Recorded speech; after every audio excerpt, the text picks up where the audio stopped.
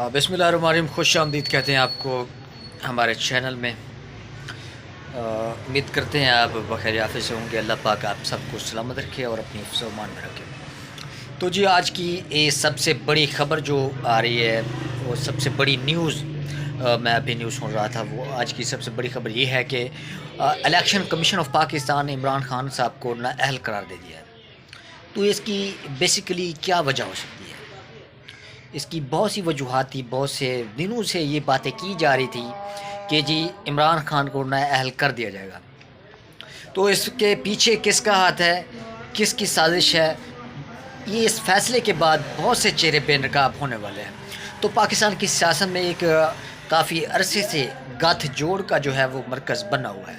تو دیکھا جائے اگر توشہ خانہ کے حوالے سے، توشہ خانہ کا جو کیس تھا وہ عمران خان کے خلاف سپریم کورٹ میں دائر تھا۔ سپریم کورٹ سے وہ کیس گیا پھر الیکشن کمیشن آف پاکستان میں۔ تو وہاں سے آج کافی دنوں کے وہ کہہ رہے تھے کہ جمعہ والے دن 2 بجے اس کی سماعت ہوگی اور فیصلہ سنایا جائے گا۔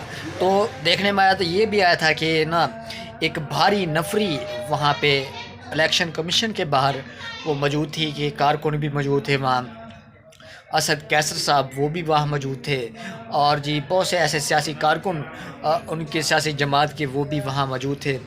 تو پھر بھی عمران خان کے حق میں فیصلہ نہیں آیا، تو عمران خان کو نااہل قرار دیا گیا ہے۔ الیکشن کمیشن آف پاکستان نے عمران خان کی نااہلی کے جو ہیں وہ باقاعدہ نوٹیفیکیشن بھی جاری کر دیے۔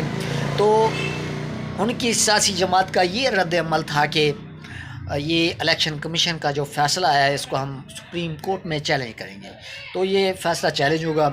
تو بہرحال یہ نااہلی ان کی عمران خان صاحب کی بنتی نہیں تھی، تو یہ نااہل کیوں کیا گیا؟ اس کی بہت سی وجوہات ہیں۔